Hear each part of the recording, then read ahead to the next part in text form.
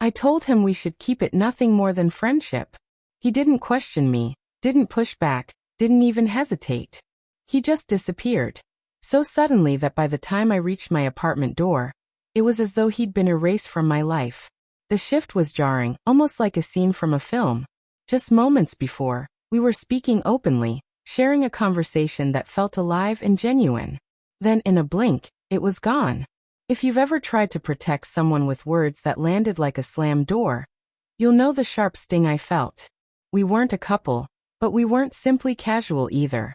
We existed in that in-between place, something undefined yet undeniable. Too close to call it friendship, too unclaimed to call it love.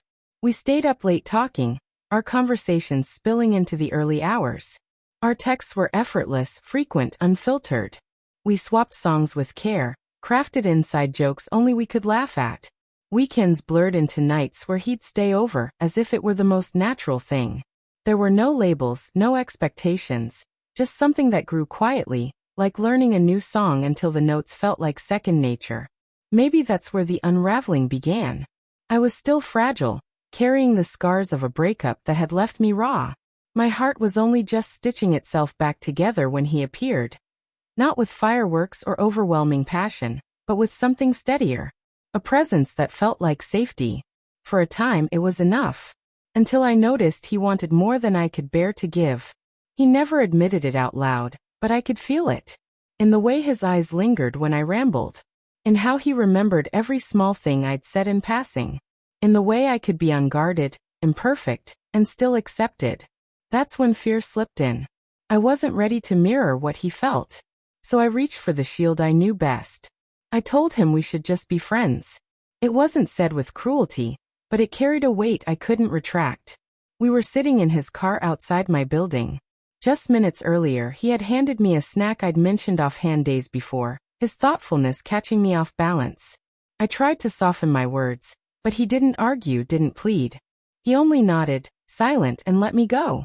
When I finally stood at my door, the night air biting against my skin, my hands shook as I searched for my keys. I wanted to turn back, to confess what I was really feeling, that I was scared, that I didn't want to lose him. But I didn't. I went inside, sat on my couch, and checked my phone. Already blocked on Instagram. Cut off on WhatsApp. Messages bouncing back unsent. Unfollowed everywhere else. He had erased me as though our story had never been written. At first, the shock felt like a plunge into ice. Then panic came, followed by a dull, consuming ache. Something between guilt and grief. I had expected we would fade slowly, maybe keep a small thread of contact alive. But he left nothing. No fragments. Just silence. For days, I repeated excuses to myself. You did the right thing. He deserves someone ready, you're still healing, you couldn't force it. But the words rang hollow. Deep down, I knew it wasn't about readiness. It was about me. He was kind, steady, real, and I didn't know how to let that in. I'd grown used to love that demanded constant proving, that required me to twist myself into someone else's expectations. But he hadn't asked that of me. He'd taken me as I was. And I couldn't believe I was worthy of it. So I hid behind the word friendship. And his answer was absence. A silence so vast it swallowed everything else. No arguments, no confrontation, just the soundless certainty of being gone. Since then, I've drafted messages I never sent. Each one starting with hey. Each one ending with delete. Words I long to say, I'm sorry I was afraid. I'm sorry I masked my fear as caution. I'm sorry I didn't trust that you could care for me without hurting me. But I never pressed send.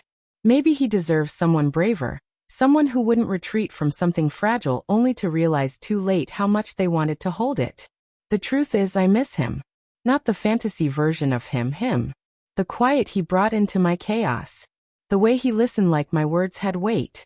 The way he saw me as whole even when I felt incomplete. I don't know if I cross his mind, or if I ever will, but I hope he knows this. When I said just friends, it wasn't because I didn't care. It was because I cared more than I could manage. I was terrified of what that care might ask of me.